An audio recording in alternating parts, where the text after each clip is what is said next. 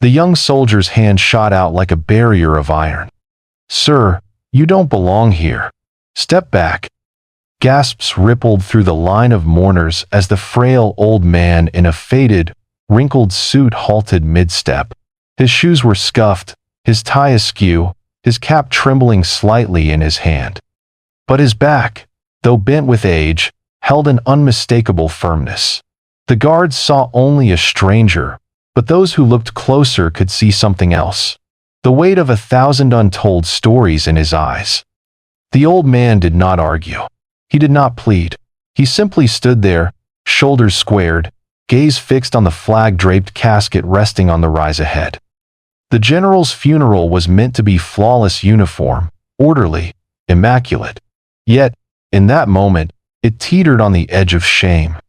And then, silence fell heavy, thick enough to still the whispers. For, from behind the rows of officers, a figure in 4 stars began to walk forward.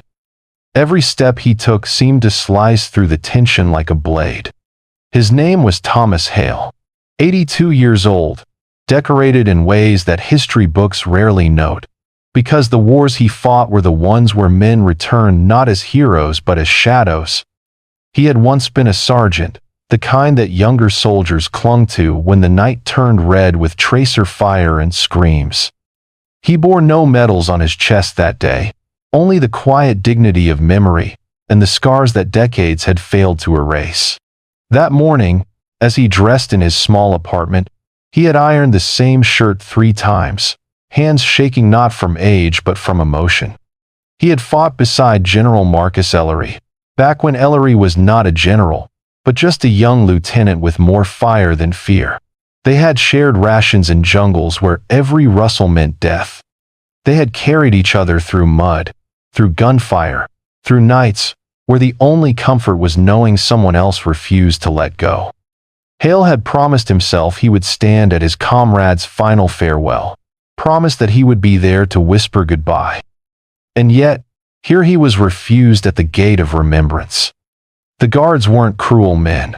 They were young, rigid, trained to obey protocols written by faceless hands.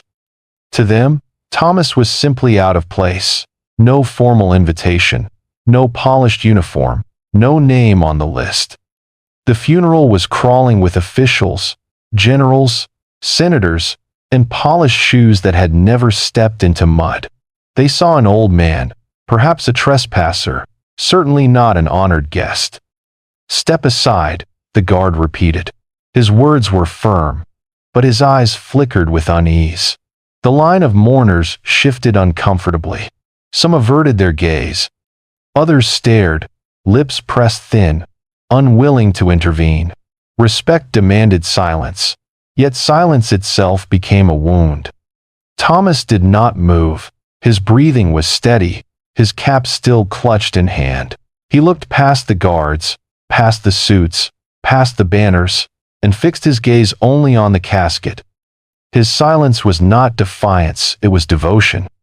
And in that silence, something heavier than words began to build. The truth no guard could know, was that Thomas Hale had once saved Marcus Ellery's life. On a nameless ridge half a world away, when mortar fire fell like rain, Thomas had dragged a bleeding lieutenant through the dirt, refusing to let him die. He carried him despite shrapnel tearing his own leg, despite orders to retreat, despite the fire closing in. It was in that night's agony that Marcus Ellery found the courage that would one day define a general. And it was in that night's silence that Thomas Hale's story became invisible. For Thomas had never written memoirs.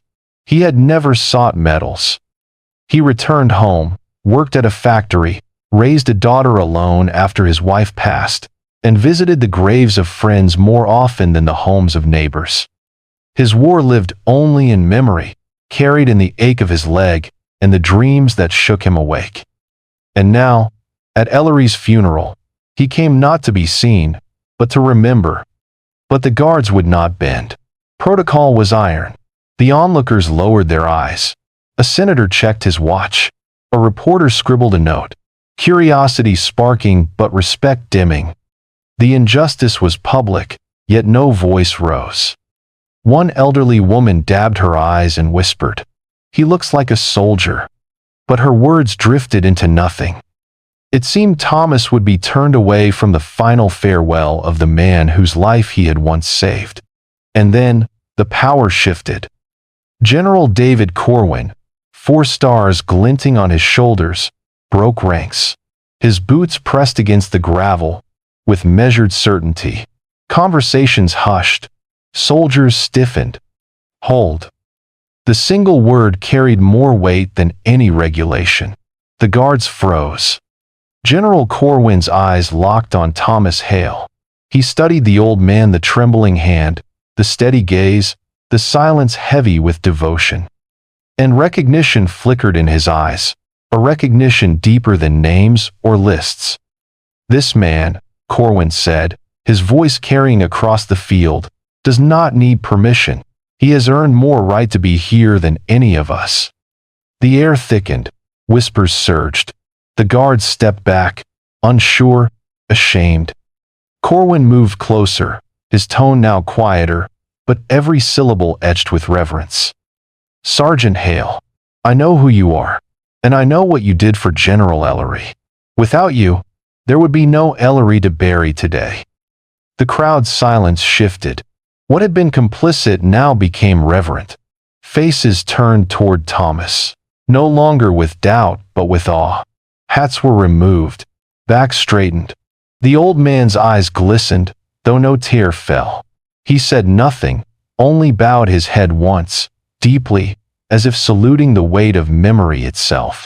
General Corwin extended his arm, offering it not as a courtesy but as tribute. And together, they walked toward the casket. Each step was slow, deliberate, echoing louder than any speech. As Thomas approached, soldiers lining the path snapped to attention. One by one, the crowd rose. A sea of people stood in silence, the kind of silence that thunders with meaning. When Thomas reached the casket, he placed his weathered hand on the flag. His lips moved, a whisper meant only for the man he once carried through hell. "You never walked alone, and you won't now." General Corwin, watching, spoke words that would later be repeated far beyond that funeral ground. "Honor is not found in medals. It lives in the men who carried us when we could not stand." And in that moment, every barrier between ranks, between generations, between the seen and unseen, dissolved.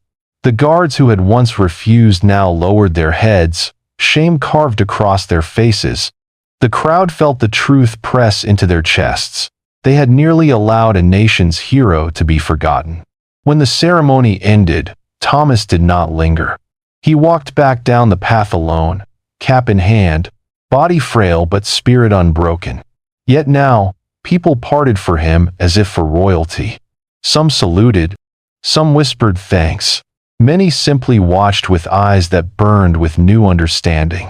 He asked for no applause, no recognition.